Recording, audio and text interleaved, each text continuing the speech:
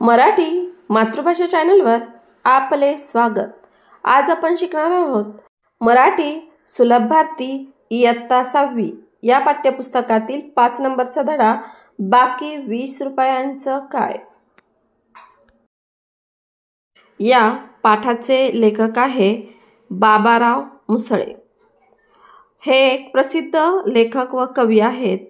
मोहरलेला चंद्र, झिंगू, लुखू लुखू, नागरभोजन हे कथासंग्रह प्रसिद्ध। वारुळ, पाटीलकी, दंश, पलाक, आर्त ह्या कादंबऱ्या, तसेच इथे पेटली माणूस गात्रे हा कविता संग्रह प्रसिद्ध। दुसऱ्यांना मदत करण्यास नेहमी तत्पर असलेल्या निस्वार्थी वृत्तीच्या एका निरागस मुलाचे वर्णन लेखकाने केलेले आहे। या मुलाबद्दल विकासच्या साहेबांचा गैरसमज होता। त्यांचा हा गैरसमज कसा दूर होतो हे या पाठातून लेखकाने संवेदनशीलतेने स्पष्ट केले आहे। मी आत येऊ का सर? हातातल्या फाईली सावरत विकासने विचारले। साहेब कुठली तरी फाईल पाहत होते। त्यांनी मानेनेच हो म्हटले।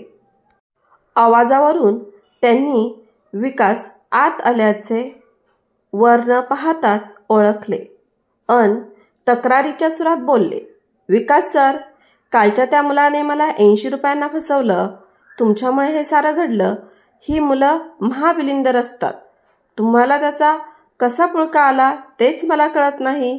100ची नोट घेऊन गेला, एकदा गेला तो गेलाच।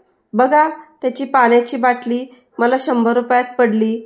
एका दमात साहेबांनी मनातली नाराजी व्यक्त केली। क्षणभर विकासला वाटले आपण आपल्या खिशातून साहेबांना 80 रुपये काढून द्यावे, पण त्याने तसे केले नाही। तो साहेबांच्या समाधानासाठी म्हणाला, तसं नसेल सर, काही अडचण आली असेल त्याला म्हणून। काही सांगू नका। यानंतर असली मुलं कार्यालयात आलेली मला चालणार नाही, समजले? साहेब म्हणाले। नाईलाजाने विकासने हो म्हटले। साहेब म्हणतात हे ते सत्य होते, तरी ते संपूर्ण सत्य नसावे असे विकासचे मन त्याला सारखे सांगत होते। राजू हा आपला फसवाफसवी करणारा वाटत नव्हता। मागच्या महिन्यापासून विकास त्याला ओळखत होता। विकासची मेहुणी टाटा कॅन्सर सेंटरच्या बी विंगमध्ये दाखल झाली होती। विकास सकाळ संध्याकाळ त्यांना भेटायला आणि डब्बा पोचवायला जात असे। टाटा कॅन्सर सेंटरच्या शेजारीच त्याचे कार्यालय होते। तिथला त्याचा वावर नित्याचा झाला होता। एक दिवस एका मुलाने त्याचे लक्ष वेधून घेतले। फार तर 10-11 वर्षाचा मुलगा असावा। त्याच्या गळ्यात एक पाटी अडकवलेली होती। त्यावर त्याने उरलेले अन्न देण्याचे आवाहन केले होते। त्याच्या हातात एक पिशवी होती। ती पाहून त्यात काही अन्न असावे असे वाटत होते। त्याला पाहून विकासची उत्सुकता फारच वाढली। त्याने एक दिवस त्याला बाजूला घेतले आणि बरेच काही विचारले। तुझं नाव काय? तू कुठला? येथे का आलास? कोणत्या इयत्तेत शिकतोस? वगैरे। साहेब ज्या मुलाविषयी बोलले होते तोच हा राजू। तो वाशिम जिल्ह्यातल्या एका खेडेगावचा 5वी इयत्तेत शिकणारा। त्याची आई पोटाच्या कर्करोगाने आजारी असल्याने 1 महिन्यापासून टाटा कॅन्सर सेंटरच्या बी विंगमध्ये भरती झालेली होती।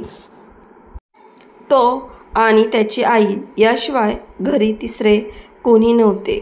एका झोपडीवजा घराशिवाय त्याच्याकडे काही नव्हते। दवाखान्यात आईजवळ सतत बसून राहण्याचा त्याला कंटाळा येई। आईला विचारून तो इकडे तिकडे फिरे। आईने त्याला सांगितले होते, जास्त लांब जाऊ नको, कुणाच्या वस्तूला हात लावू नको। तो तिथेच बाहेर फिरायचा। तेव्हा त्याच्या लक्षात आलं की पेशंटसोबत आलेले अनेक गोरगरीब भुकेने व्याकुळ होऊन इथे पैशांसाठी अन्नांसाठी दुसऱ्यासमोर हात पसरतात। दुसरीकडे बरेच लोक जेवून शिल्लक राहिलेले अन्न कचराकुंडीत फेकून देतात. हे अन्न जर या गरजूंना मिळाले तर? त्याने एक पुठ्ठा घेतला. त्यावर लिहिले, उरलेले अन्न फेकू नका, मले द्या, मी ते उपाशी लोकायले देतो. राजूने पुठ्ठ्याला दोरी बांधून ती गळ्यात अडकवली.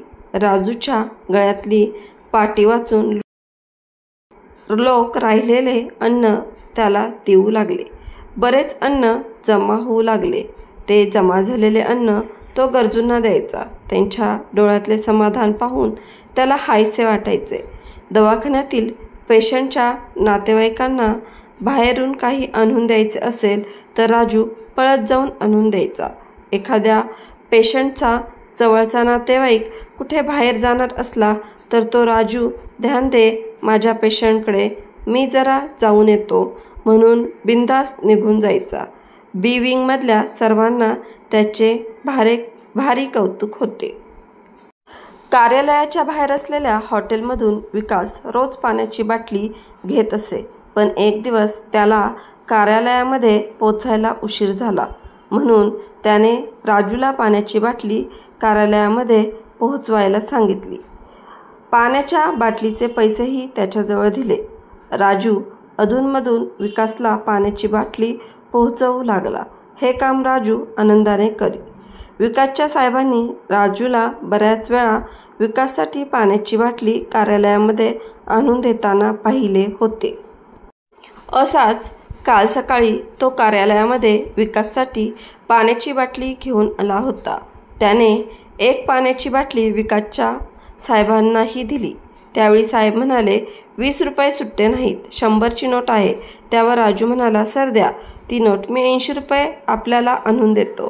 साहेबांची 100 रुपयाची नोट घेऊन राजू गेला. तो अद्याप आलाच नाही. राजूने साहेबांना खरंच फसवले असेल का? काय झाले असेल नक्की? विकास विचारात पडला. तेवढ्यात सर आत येऊ का? राजूच्या वयाचा एक मुलगा दारात उभा राहून विचारत होता. साहेब आणि विकासने आधी त्या मुलाकडे आणि मग एकमेकांकडे पाहिले. मग साहेब म्हणाले, बोल, काय काम आहे? सर, मी इरफान, राजूचा मित्र. बोलता बोलता त्याने खिशातून 100ची नोट काढली. ती नोट साहेबांसमोर धरत इरफान म्हणाला, सर ही नोट राजूने तुम्हाला द्यायला सांगितली आहे. विकास आणि साहेब दोघेही चकित झाले. राजू कुठे आहे? विकासने विचारले. सर तो कालच गावाला गेला. साहेब म्हणाले, का? त्याच्या आईची दवाखान्यातून सुट्टी झाली. गावी जाण्याआधी त्याने ही नोट मला तुम्हाला द्यायला सांगितली होती. असे म्हणत इरफान आता तसाच बाहेर पडला. विकास आणि साहेब दोघेही थोड्या वेळ स्तब्ध झाले. मग साहेब म्हणाले, विकास मला माफ कर. माणसं ओळखायला तुमचा अधिकार मोठा आहे. त्या मानाने मी फार अनुभवशून्य आहे. या नोटेतले 80 रुपये माझे आहेत, पण बाकी 20 रुपयांचं काय? यावर विकासही निरुत्तर झाला. मुलांनो, खरंच मनाला भावणारी अशी ही राजूची कथा आहे. ज्या राजूवर विकासचे साहेब शंका घेत असतात की तो पैसे घेऊन फरार झालाय, पण त्याने अतिशय प्रामाणिकपणे त्यांचे सर्व पैसे परत केलेले असतात. राजूने त्यांना पाण्याची बॉटल आणून दिलेली असते आणि त्याचे सुद्धा 20 रुपये त्याने स्वतःचे खर्च केलेले असतात. तेही 20 रुपये त्याने घेतलेले नसतात. तर अशा पद्धतीने खूप सुंदर असा हा धडा आहे. नक्की ह्या धड्याचे वाचन करा आणि तुम्हाला हा धडा समजलाच असेल तर अशाच नवनवीन धड्यांचा अभ्यास करण्यासाठी आपल्या मराठी मातृभाषा या चॅनलला लाईक, शेअर, सबस्क्राईब नक्की करा. थँक्यू.